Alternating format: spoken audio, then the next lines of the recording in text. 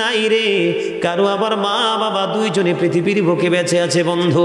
মায়ের আঁচল যার জীবন থেকে একবার হারিয়ে গেছে রে, হাজার নারীর চেহারা দেখলো বন্ধু মায়ের আঁচলের মতো মনে হয় না বন্ধু। একবার মানুষের জীবন থেকে যে বাবা হারিয়েছে রে, রাস্তাঘাটে দোকানপাটে সমনিতে কত জায়গায় কত পুরুষের চেহারা দেখা যায় রে, বাবার চেহারা বন্ধু কোথাও খুঁজে পাওয়া যায় না। আজকে সকালে ঢাকা থেকে আমার এক ভক্ত আমাকে ফোন দিয়ে বলে, হুজুর আমি আলোচনায় শুনেছি আপনি আপনার মাকে অনেক বেশি ভালোবাসেন, বাবাকে ভালোবাসেন, হুজুর দোয়া চাই গো। আজকে কয়দিন হলো আমার মাটা পৃথিবী ছেড়ে চলে গেছে। ছেলের কান্না বন্ধু যে একবার হারাইছে সে বোঝে এর জীবনে কত বড় নেয়ামত যে বন্ধু হারিয়ে গেছে, ঠিক কিনা বলেন? আমার ভাই যেহেতু মহব্বত করে একটু হাদিয়া দিয়েছে বন্ধু, আমি আরেকটা গজল শুনিয়ে তারপরে পুনরায় আবার আলোচনায় যাবেন কিনা? আমার সাথে পারলে সবাই একটু গাইবেন বন্ধু। তোরা কই পাবি অমূল্য রতন, আমার মায়েরই মতন রে নাই দরদি, আমার মায়ে ময়রা গেলে আমি কাকে ডাকেব মা মা বলে, মা মা গো। ও সে কত কষ্ট করলেন মাই, আমার লালনার পালন রে নাই দরদি। যে সজনে কান্দে লয়া আমি কোথায় যাব মাকে নিয়া, ও খুলে দাও মায়ের মুখের কাফন, দেখি জনমের মতন রে নাই দরদি। অন্ধকার কবরের মাঝে কি জানি কি আজাব হবে, ও সে মাফ করে দাও আল্লাহ মাবুদ, আমার জনম দুঃখিনী মাকে নাই দরদি। মারহাবা বলেন না, আরো জোরে বলেন মারহাবা। বন্ধুরে আবার বলতে চেয়েছিলাম, মাও নাই বাবাও নাই, হুজুর কেমন করে সেবা করব? ছোট্ট কালে মা হারিয়েছি, বাবা হারিয়েছি, এখন আমি টাকাওয়ালা পয়সাওয়ালা হয়েছি গো, আমি কেমন করে মা বাবাকে ভালোবাসবো? আল্লাহ বলেছে ওয়াবিল ওয়ালিদাইনি ইহসানা, আল্লাহ বলেছে ভালোবাসার বন্ধু সিস্টেম আমার নবী শিখিয়ে দিয়েছেন। বন্ধু বনু সালামা গোত্রের এক ব্যক্তি এসে আমার নবীকে প্রশ্ন করলো, হাদিস শরীফের মধ্যে এসেছে, নবী গো আমার মা বাবা পৃথিবীর বুকে কেউ নাই গো, আমি কেমন করে তাদের সেবা করতে পারি? আমার নবী বলেছেন তাদের জন্য তোমরা দোয়া করো। জোরে বলেন না সুবহানাল্লাহ। কি করো? তাদের জন্য তোমরা দোয়া করো, তাদের জন্য তোমরা মাগফিরাত কামনা করো। তারা যে ওয়াদা দিয়েছে ওয়াদা তোমরা যথাযথভাবে পালন করো। সবচেয়ে বড় নিয়ামত হলো বন্ধু যার মা নাই, মা যাকে বেশি ভালোবাসতেন, যার সাথে বেশি মধুর সম্পর্ক ছিল, মায়ের আত্মীয়র সাথে তোমরা একটা ভালো সম্পর্ক রাখো। যার বাবা নাই, বাবার যে মহাব্বতের মানুষ আছে, ওই মহাব্বতের মানুষের সাথে তোমরা বেশি বেশি করে সম্পর্ক রাখো, তাহলে মা বাবার সাথে উত্তম আচরণ হবে। তাদের জন্য দান করবা, তাদের জন্য দোয়া করবা, তাদের চুক্তি ওয়াদা তোমরা পালন করবে। এটা আমার নবী বন্ধু আমাদেরকে শিখিয়ে দিয়েছেন। জোরে জোরে সুবহানাল্লাহ। বিশেষ করে বন্ধু প্রত্যেকটা জুমার দিনে জুমার নামাজ শেষ করে যাদের মা নাই বাবা নাই, আপন হারিয়ে গেছে, ওনার কবর বন্ধু জিয়ারত করবেন। আল্লাহর নবী বলেছেন যেই সন্তান প্রত্যেকটা জুমার দিনে বাবা মার কবর জিয়ারত করবে, এই সন্তানটাকে মা বাবার বাধ্য সন্তান হিসাবে আল্লাহ কবুল করে নেবে। জোরে জোরে বলুন না সুবহানাল্লাহ, আরো জোরে বলেন না সুবহানাল্লাহ। আল্লাহর নবী একটা শব্দ বন্ধু তিনবার ব্যবহার করেছেন, রগিমা আনফুন সুম্মা রগিমা আনফুন সুম্মা রগিমা আনফুন। আল্লাহর হাবিব এই শব্দটাকে তিনবার ব্যবহার করছে। কয়বার? নবী বলেছে হতভাগা সে, হতভাগা সে রে, হতভাগা সে। তিনবার বন্ধু শব্দটা ইউজ করেছে আমার নবী। প্রশ্ন আসতে পারে কে গো নবী, কে গো হতভাগা সে? আমার নবী যিনি সরকারে মদিনা, আল্লাহর প্রিয় হাবিব, হাবিবুল্লাহ, তিনি একে একে তিনবার বলেছেন হতভাগা সে, হতভাগা সে, হতভাগা সে। কে গো সেই হতভাগা? নবী বলেছে বাবা মা দুইজনকে পেয়েছে অথবা একজনকে পেয়েছে, তাদেরকে সম্মান করে আদর করে ভালোবেসে তাদের সাথে সৎ ব্যবহার করে সে জান্নাতি হতে পারলো না, তার চেয়ে বড় হতভাগার কেউই হতে পারলো না। আজকে আমাদের দেশে সেই হতভাগা সন্তান আছে না নাই? ঘরে ঘরে বাড়ি বাড়ি বন্ধু সেই হতভাগা সন্তান। এখন আপনারা প্রশ্ন করতে পারেন, বলে হুজুর সন্তানগুলো কেন হতভাগা হয়? কারণ হলো মা বাবা সন্তান জন্ম হওয়ার পরে সন্তানের কিছু দায়িত্ব আছে, এ দায়িত্ব যদি যথাযথভাবে পালন করতে পারে তাহলে এই সন্তানগুলো বন্ধু মানুষের মতো মানুষ হয়ে যায়। বাবা মাকে দায়িত্ব পালন করতে হবে। সন্তান যখন পৃথিবীতে আসবে বন্ধু, পৃথিবীতে আসার পরে আমার নবী বলেছে বাচ্চার কানের মধ্যে আজান দিতে হবে। আমার নবী হাসান রাদিয়াল্লাহু তাআলা আনহু যখন পৃথিবীতে আসলো আজানের নাই তার কানে আজান দিয়েছিল। সুবহানাল্লাহ। আমার নবী বলেছেন 7 দিন যখন হবে পুত্র সন্তান হলে তোমরা বন্ধু তোমরা কি করতে হবে? 1 বছরের 2টা ছাগল দিয়ে বাচ্চার আকিকা দিতে হবে এবং তার নাম রাখতে হবে বন্ধু। কন্যা সন্তান হলে 1 বছরের একটা ছাগল দিয়ে বন্ধু আকিকা দিতে হবে। আমার নবী বলে দিয়েছেন বন্ধু মা তার সন্তানকে 2 বছর দুধ পান করাবে। কয় বছর? 7 বছর যখন হবে তাকে নামাজের জন্য বন্ধু তাগিদ দিতে হবে। 10 বছরে যখন কদম রাখবে তাকে নামাজ না পড়লে তাকে প্রহার করতে হবে, বিছানাটা আলাদা করে দিতে হবে। আমার নবী বলেছে বন্ধু এই জন্য আমার নবী বলেছেন আদিবু আওলাদাকুম আলা 3 খিসালিন হুব্বি নবীকুম ওয়া হুব্বি আহলি বাইতিহি ওয়া আলা কিরাতিল কুরআন। আমার নবী বলেছেন তোমরা তোমাদের সন্তানদেরকে 3টি বিষয় শিক্ষা দাও। একটি হলো হুব্বি নবীকুম, নবীর মহব্বত, teach the love of the prophet, নবীর মহব্বত শেখাও। আমার নবী বলেছেন হুব্বি আহলি বাইতিহি, টিচ ফ্যামিলি লাভ, নবীর আহলে বাইতের পরিবারে ভালোবাসা শেখাও। আমার নবী বলেছেন ওয়া আলা কিরাতিল কুরআন, learn to recite the holy Quran, নবীর মহব্বত শেখাও, নবীর পরিবারের মহব্বত শেখাও, কারণ এই 2টা মহব্বত ভালোবাসা উম্মতের জন্য ফরজ। 3 নম্বরে নবী বলেছেন কোরআন তেলাওয়াত শেখাও। আজকে কি বাবা মার সেই শিক্ষার দিকে নজর আসেনি?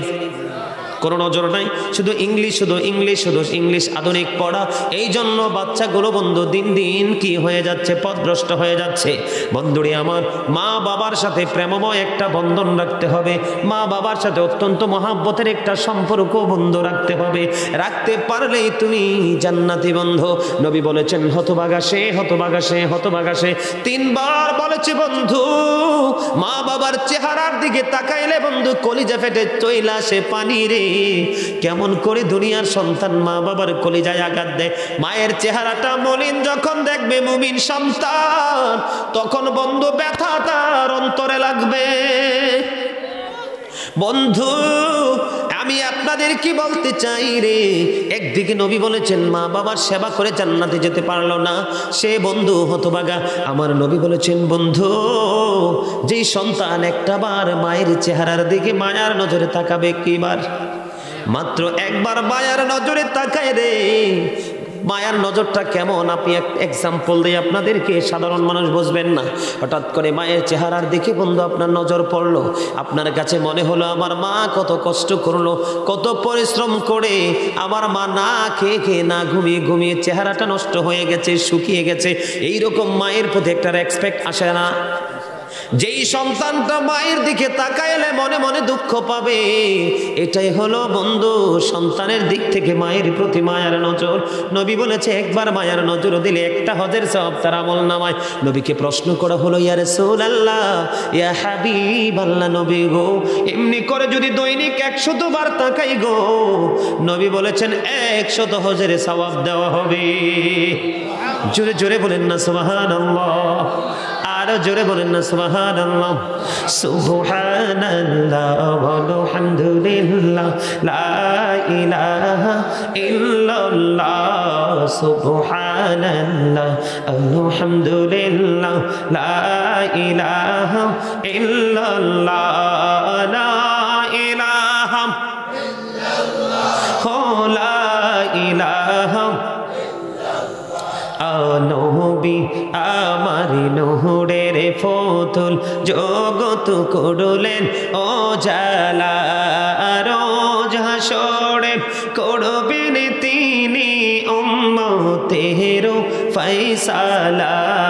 সুবহানাল্লাহ আলহামদুলিল্লাহ। বলবা আরে বেটা তো চিন্তা করছ কি এই নামাজে ঢুকছে। আলহামদুলিল্লাহ লা ইলাহা ইল্লাল্লাহ লা ইলাহা ইল্লাল্লাহ লা ইলাহা আরশি কুরসি লৌহ কলম সৃষ্টি যার ওসিলা। আরশি কুরসি লৌহ কলম সৃষ্টি যার ওসিলা। নিজে আল্লাহ খুশি হইয়া নাম রাখিলেন হাবিবুল্লাহ। সুবহানাল্লাহ মহব্বতে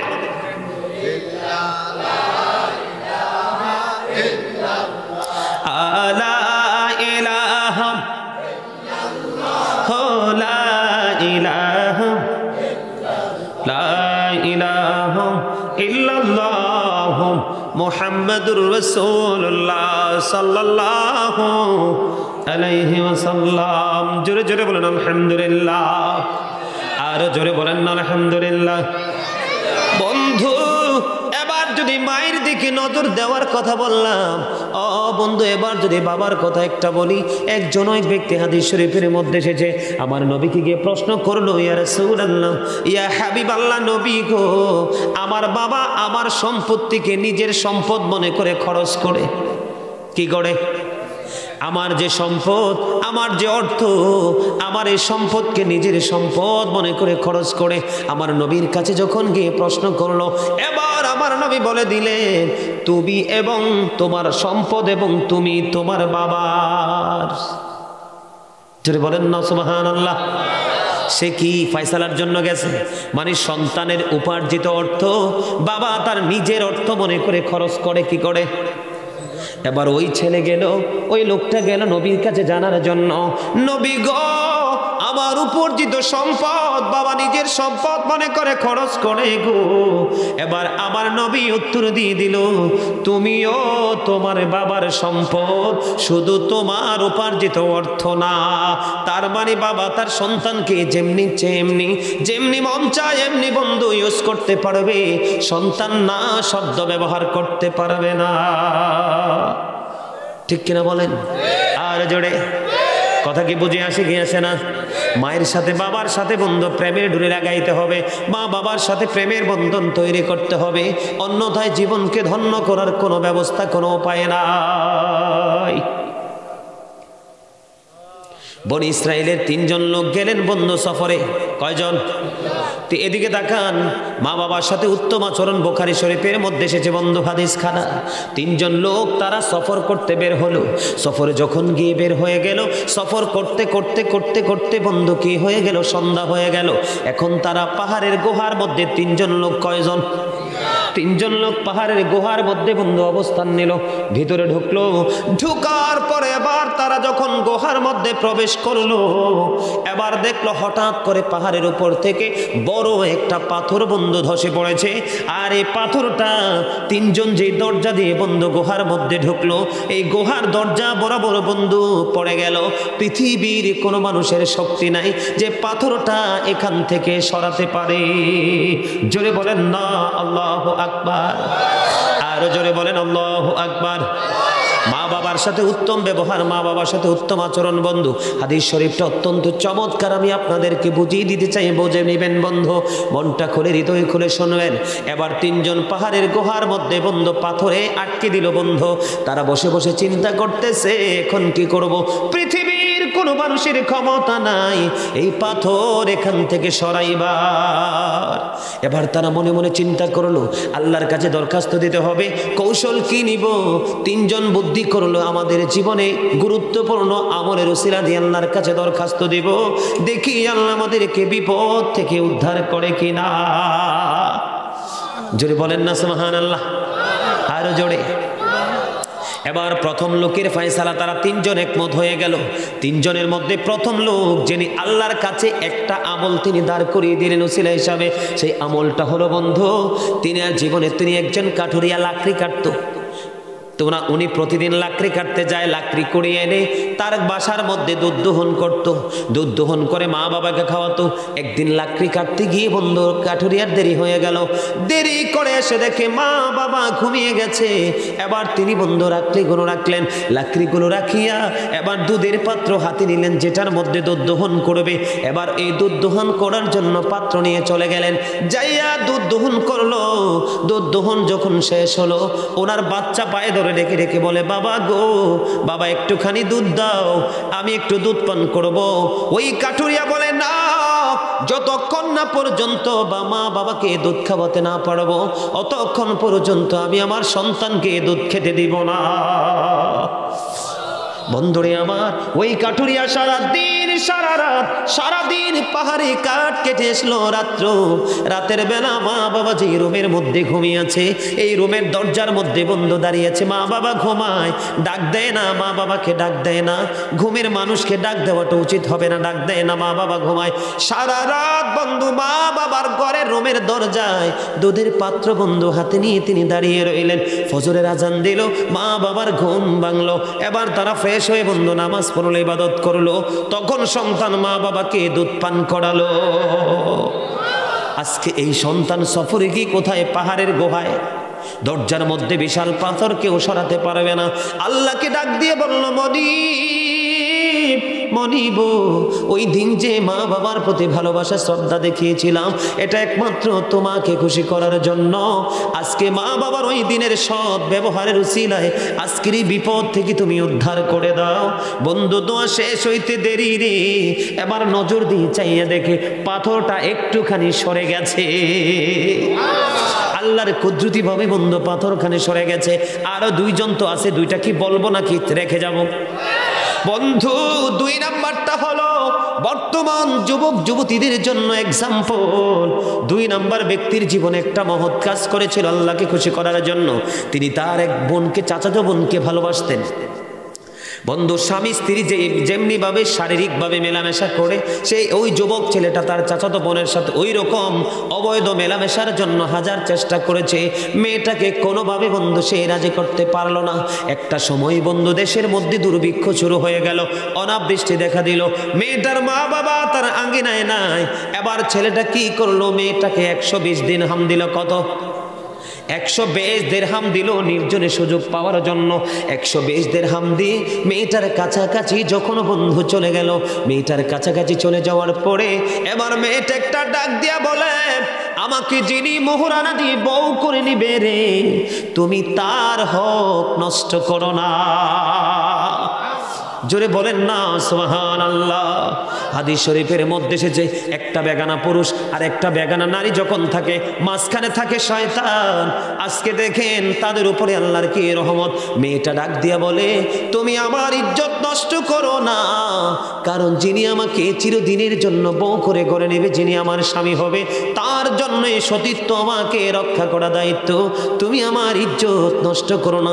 মেয়েটা বলল, যুবক, আল্লাহকে ভয় করো গো, আল্লাহর কথা তুমি মনে করো, আমার ইজ্জতে তুমি আঘাত করো না।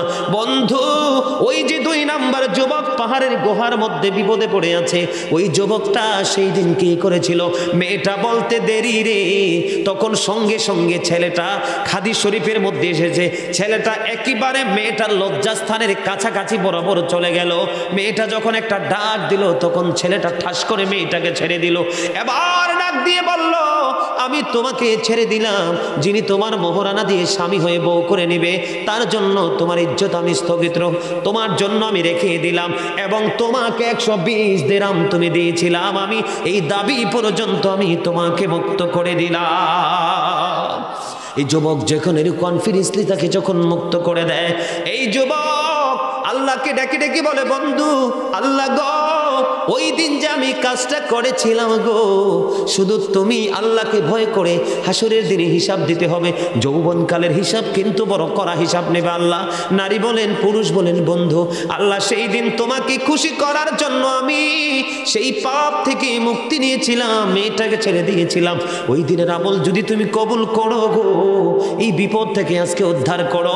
বুখারী শরীফের মধ্যে এসেছে বন্ধু, আমার নবী বলেছে সে দোয়া শেষ হইতে দেরি, চাইয়া দেখে পাথরটা আরো একটু সরে গেছে, কিন্তু বের হওয়ার মতো কোনো ব্যবস্থা নাই। এর যুবক, বর্তমান যুবক যদি নির্জনে নারী পুরুষ একত্রিত হয়, দুইজন পাগল পারা হয়ে যাবে, ঠিক কিনা বলেন? এইরকম ছাড়াছাড়ি হবে না। এই হাদিস শরীফের এই অংশটা যুবক যুবতীদের জন্য বড় একটা শিক্ষা। 3 নাম্বার ব্যক্তি বন্ধু তার আমল ছিল, আমাদের দেশে কাজের লোক দিয়ে আমরা কাজ করাই না, এই রকম বন্ধু 3 নাম্বার লোকটা কাজের লোক দিয়ে কাজ করিয়েছিলেন। সবাই মজুরি নিয়ে চলে গেল, বেতন নিয়ে চলে গেল, কিন্তু একটা লোক সেই কাজের বেতন নিল না। অনেক দিন পরে লোকটা, মজুরিহীন মানুষটা আসলো মালিকের কাছে, আপনার কাছে আমার মজুরি বাকি রয়ে গেছে, এটা রিটার্ন দেন আমাকে, আমি ফিরে পেতে চাই। এবার বন্ধু ওই 3 নাম্বার লোকটা বলল, ওই যে মাঠের দিকে নজর দিয়ে দেখো, মাঠের মধ্যে যতগুলো ওট বেকরা, ওট বকরি বেড়া দেখা যায়, এই সবগুলো তোমার।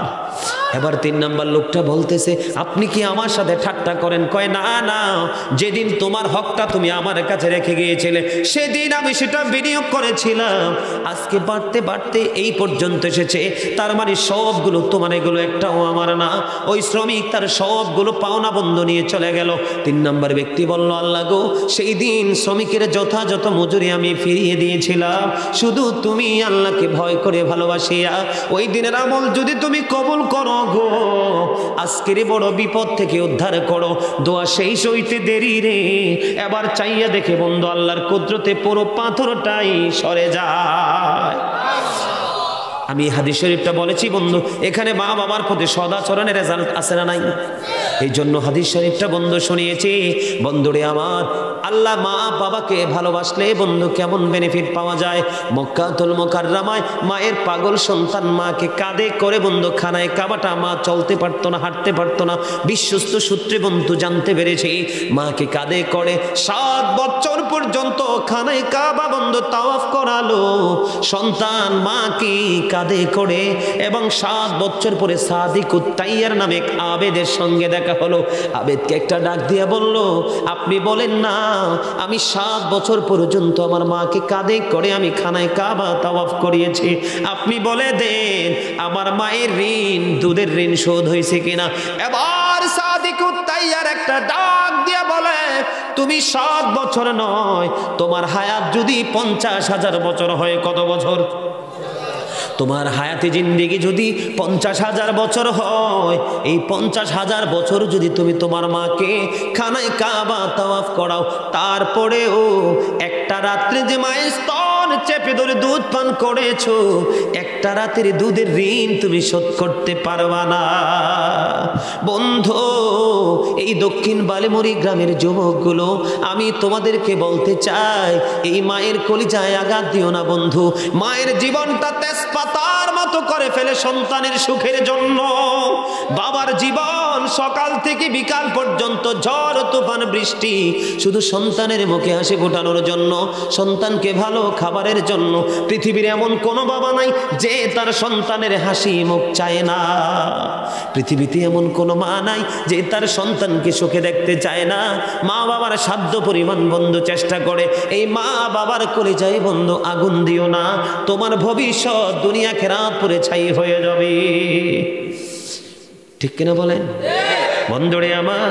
ওই যে হাদিস শরীফের মতো মূসা নবীর জামানায় মূসা কালিমুল্লাহ একদিন ডেকে ডেকে বললেন, আল্লাহ গো, মূসা তো আল্লাহর সাথে কথা বলতো জানেননি? মূসা নাম আল্লাহ 1,24,000, মতান্তরে 2 লক্ষ, মতান্তরে 3,24,000 নবী রাসূলের মধ্যে আল্লাহ 8 জন নবীকে স্বর্গীয় উপাধি দিয়েছে। কয়জন? 8 জন নবী। এর মধ্যে একটা একটা নবী হলো মূসা কালিমুল্লাহ। মূসা স্পোক টু আল্লাহ, মূসা আল্লাহর সাথে কথা বলেছেন। মূসা নবী একদিন ডেকে ডেকে বলল, আল্লাহ গো, আমার উম্মতের মধ্যে কে সর্বপ্রথম আমার সাথে জান্নাতে যাবে? এবার আল্লাহ রাব্বুল আলামিন মূসাকে মেসেজ দিয়ে দিল, মূসা রে, বলক শহরে চলে যাও, ওখানে যাইয়া দেখো তোমার সাথে যে প্রথম জান্নাতে যাবে তুমি তাকে দেখতে পাবে, তার পরিচয় জানতে পারবে। আল্লাহ গো, তার নামটা কি? এবার মূসা নবী আল্লাহর ইশারা পেয়ে চলে গেল। বলো কি? ও বন্ধু, সেখানে যাইয়া দেখলো যেই লোকটা মূসা নবীর সাথে সর্বপ্রথম জান্নাতে যাবে, ওই লোকটা হলো বন্ধু, তার নাম হলো আলী বিন মুআফিক। সে হলো একটা কসাই। কি সে? কি আমরা এই দেশের মানুষ কসাইকে ভালো চোখে দেখে না কালো চোখে? কথা বলেন না কেন? কোন চোখে দেখে? কসাইয়ের সাথে ভালো মানুষ আত্মীয়তা করতে চায় না, ঠিক কিনা বলেন? বন্ধু, কোন কর্মই বন্ধু খারাপ না যদি সে সঠিক যথাযথভাবে করে।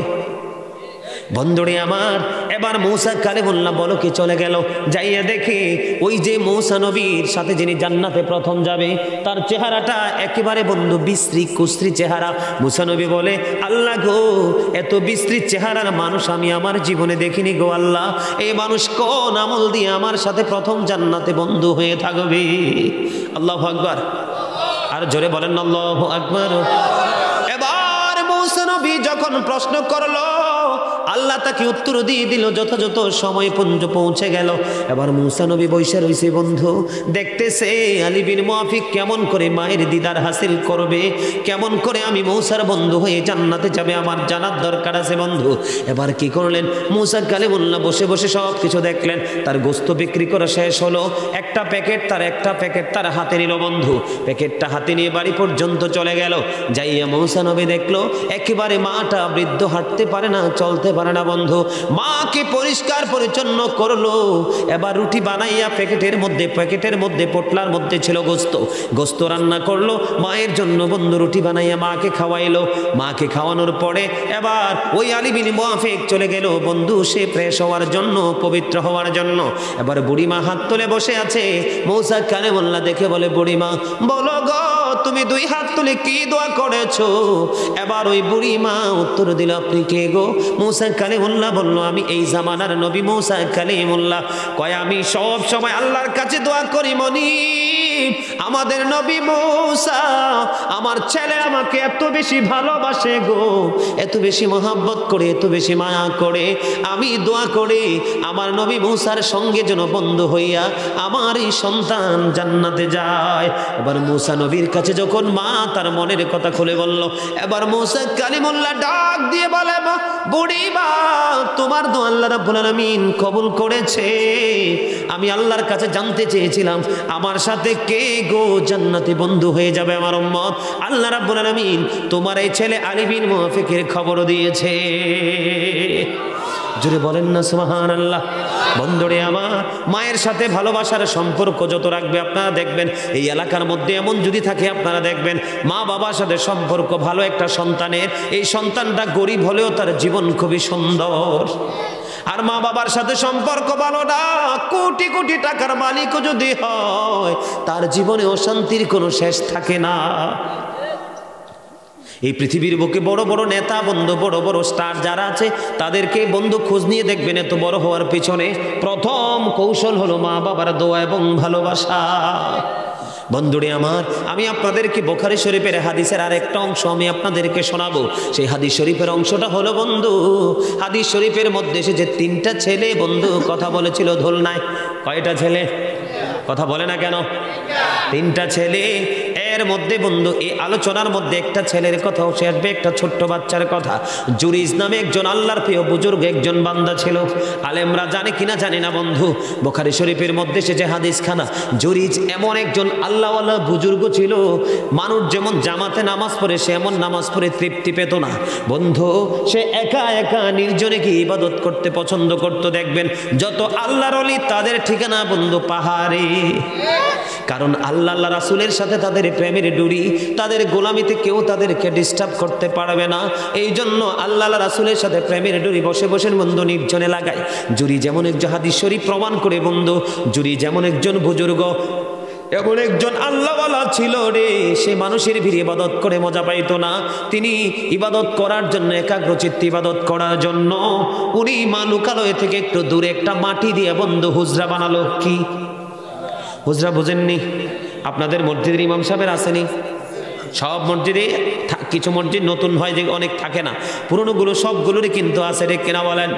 বন্ধু এই জুরিজ এমন আমলদার, এমন আল্লাহর প্রিয় লোক ছিল, সে আল্লাহর গোলামিতে খুব ভালোবাসতো, পছন্দ করত, স্বাচ্ছন্দ্য বোধ করত। এবার জুরিজ কি করলো? মাটির হুজরার মধ্যে বসে বসে বন্ধু ইবাদত করতেছে। একদিন জুরিজ হুজরার মধ্যে বন্ধ নামাজের নিয়ত করে ফেললো। এবার বাহির থেকে মা, ওই হুজরার কাছে মা গেল, মা যাইয়া ডাকে, বাবা জুরিজ, আমি মা এসেছি তোমার সাথে দেখা করার জন্য, তুমি আমাকে দেখা দাও। এবার জুরিজ নামাজে দাঁড়ায়া দাঁড়ায়া বলে, আল্লাহ গো, মা তো বাহির এসেছে, আমি কি মায়ের ডাকে সারা দিব না নামাজ চালিয়ে যাব? বন্ধু জুরিজ মার সাথে দেখা করলো না, নামাজ চালিয়ে গেল। নামাজ শেষ করার পরে আয়েশা দেখে মা নাই, মা চলে গেছে। একদিন চলে গেল বন্ধু, দ্বিতীয় দিন আবার মা তার কাছে দেখা করতে গেল। ওই দিনও জুরিজ নামাজরত অবস্থায় তিনি নামাজ চালিয়ে গেলেন, মায়ের সাথে দেখা করলেন না। নামাজ শেষ করার পরে চাইয়া দেখে মা নাই। আবার তৃতীয় দিন চলে গেল মা সন্তানের সাথে দেখা করার জন্য। এবার বন্ধু যাইয়া দেখে আজকেও তৃতীয় দিন জুরিজ নামাজরত অবস্থায়। মা ডাকে, বাবা, বাবা গো, একে একে 3 দিন তোমার সাথে দেখা করতে এসেছে আমি, মা দেখা দাও। এবার সন্তান বন্ধু আজকেও নামাজ চালিয়ে গেল। তৃতীয় দিন নামাজ শেষ করে বাইরে এসে দেখে আজকেও মা হুজরার বাহিরে নাই। বন্ধুরে আমার, হাদিস শরীফ দেখেন কত ভয়ঙ্কর এবং কত সচেতনতা আমাদের জন্য হাদিস শরীফের এই অংশটা। এবার তৃতীয় দিন মায়ের সাথে দেখা হলো না, মা চলে গেল। যাওয়ার সময় ডেকে ডেকে বলে, আল্লাহ, আমি একে একে 3 দিন করে আসলাম ছেলের সাথে দেখা করার জন্য, আমার ছেলে দেখা দিল না, তাকে বেশ্যা মহিলার মুখ না দেখাইয়া তুমি মরণ দিও না। জোরে বলেন না নাউজুবিল্লাহ। বেশ্যা মহিলা বুঝছেন তো, ঠিক কিনা? চরিত্রহীন মহিলা, অবৈধভাবে বন্ধু মেলামেশা করে আছে না নাই? সমাজের মধ্যে থাকতে পারে বন্ধু। এবার পাশে বসবাস করতে এক বেশ্যা মহিলা। এবার ওই বেশ্যা মহিলা তিনি পাগল হয়ে গেল, জুরিজের চরিত্রে বন্ধু কলঙ্ক লাগানোর জন্য পাগল হয়ে গেল।